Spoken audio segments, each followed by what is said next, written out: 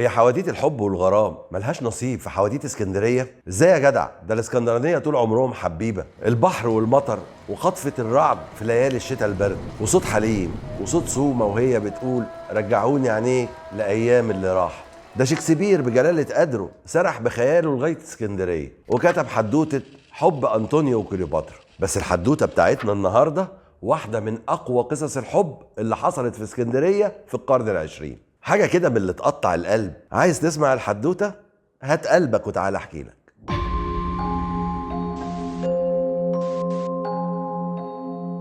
هو جون شاب يوناني حليوة، أبوه راجل أعمال يوناني عصامي، بنى نفسه من الصفر لحد ما بقى أشهر حلواني في اسكندرية، وبقى حلواني العائلة الملكية، وكل ترة الملك والعيلة بتيجي من عنده، وبقى عنده محل كبير، مطعم وحلواني وكوفي شوب في قلب اسكندريه قدام الجنينه اللي على البحر. اما بطله الحدوته اسمها بيتزا، بنت يونانيه بسيطه سابت اليونان بلدها وجات اسكندريه تجرب حظها، تشتغل وتشقى وتحاول تبني نفسها.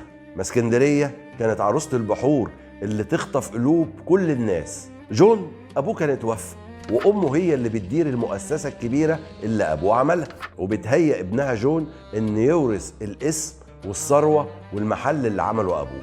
وكان حلمها ان جون ابنها يتجوز واحده من العائلات اليونانيه الكبيره في اسكندريه، يناسب عيله خوريمي، يناسب عيله سالفاجو.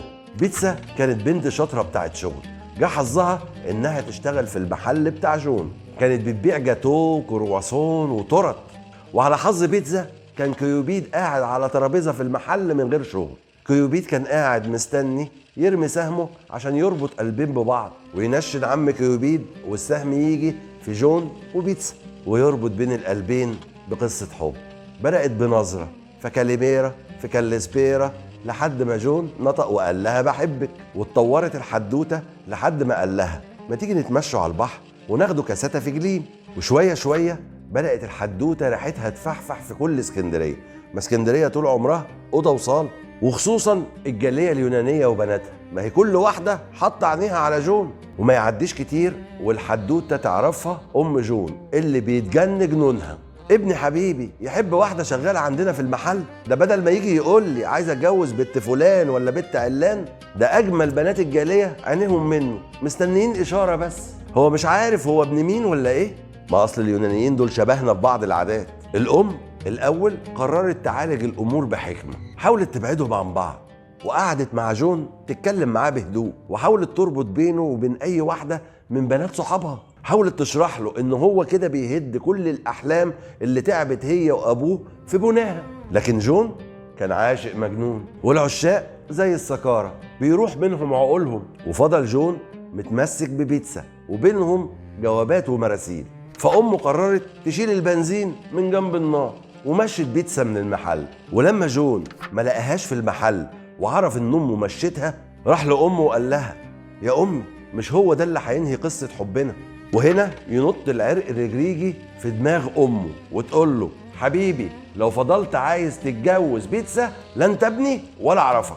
ولان جون كان بيحب امه قوي وما يقدرش على زعلها، هنا جون اتحط بين اختيارين كل واحد فيهم أصعب من التاني، يسيب بيتزا حب عمره وينساها، ولا يزعل أمه وتقطعه بقية حياتها. سهر جون ليالي يحاول يفكر في حل، وفي الآخر أخد أخطر قرار في حياته. راح لمحامي العيلة وكتب نصيبه في المحل ومصنع الحلويات لأخته، وقرر إنه يسيب مصر نهائي ويرجع اليونان. وهو ده كان قراره، البعد والفراق. لا يقدر يخسر أمه ولا يقدر يتعذب كل ما يشوف بيتزا أو يسمع سيرتها. سافر جون على اليونان من غير وداع العشاق، مجرد بس إنه راح يشوف بيتزا من بعيد وهو قلبه بيتقطع على حبيبته. وبعد ما جون سافر اليونان وصل الخبر بيتزا اللي ما استحملتش على بعاد جون، فقطعت تذكرة سفر لليونان وراحت لجون وحاولت تقنعه إن هم يتجوزوا ويقعدوا في اليونان ويبعدوا عن مصر خالص. لكن جون رغم الألم وحبه البيتزا رفض الحل ده، لأنه عمره ما يقدر يزعل أمه حتى لو على حساب قلبه. ورجعت بيتزا من اليونان مكسورة القلب ومن غير شغل.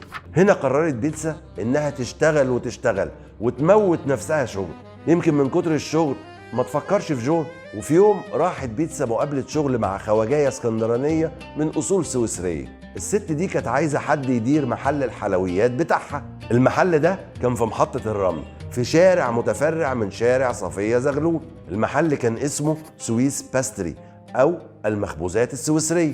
الخواجاية السويسرية أعجبت جدا ببيتزا وأخدت قرار إن بيتزا تدير المحل بتاعها. بيتزا قررت إنها تحط كل أفكارها وخبرتها في المحل ده وتطور منتجاته وتخليه من أشهر محلات الحلويات في اسكندرية. وكانت أول خطوة إنها تغير اسم المحل من سويس باستري إلى فلوكيجر عشان تعمل هوية جديدة للمحل شاملة كل أنواع الحلويات والمخبوزات مش السويسرية بس. وبدأت بيتزا تشتغل وتجيب أشطر الخبازين وأشهرهم، وبدأت تعمل شهرة كبيرة قوي للمحل في اسكندرية. استخدمت أشهر خامات وأحسن خامات، وكل الخامات لازم تكون طازة. وبدأت تعمل أحلى جاتوهات وأحلى تورت، وكان من أجمل التورت عندها تورتة الكريمة اللباني اللي عليها طبقة كريمة فريش مفيش في جمالها وطعمتها. ده غير باقي الجاتوهات اللي كانت بتدوب في البق وطعمها خيالي. هتقول لي يا عم انت دقتها وتعرف طعمها؟ هقول لك انا كنت واحد من زباين بيتزا، بس بعد ما سابت فلو كيجر وراحت تدير محل لوردز ان في شارع سوريا. كانت ست جميله ولطيفه وشبه الملايكه ولكنتها جميله، اسكندراني على يوناني. كنت بحب لمة شعرها الفضي بالتوكه، ودايما كنت اسال نفسي هي بيتزا دي وهي صغيره كان جمالها عامل ازاي؟ الجمال اللي خلى جون يحبها. جون فضل قاعد في اليونان حافظ حب بيتزا في قلبه، لكن عمره ما تواصل معاها تاني لحد ما توفى. ما كانش اتجوز ولا جاب ولاد لانه كان بيعتبر جوازه خيانه لحب عمره بيتزا. اما بيتزا ففضلت قاعده في اسكندريه لحد ما كبرت وتوفت، ما اتجوزتش ولا جابت ولاد، رغم ان كتير اتقدموا لها وحبوها وحاولوا يتجوزوها، لكن كانت بتعتبر جوازها خيانه لجون. وتوفى جون واتدفن هناك في اليونان، وتوفت بيتزا واتدفنت هنا في اسكندريه في مقابر الجريج. اما المحل والكافيتيريا والمصنع ورثتهم اخته اللي اتجوزت واحد يوناني مشهور عنده مصنع مكرونه من اقدم مصانع المكرونه في اسكندريه، وخلفوا ولد ورث المحل والمصنع ومصنع المكرونه. ولسه المحل مفتوح هنا في اسكندريه، شاهد على واحده من اروع قصص التضحيه والحب واحترام الام. لسه هناك قدام اشهر جنينه في اسكندريه على البحر. قولوا لي بقى بتحبوا تاكلوا حلويات ايه من هناك؟ لو عجبتكم القصه من قلبكم اعملوا لي لايك وشير وسبسكرايب.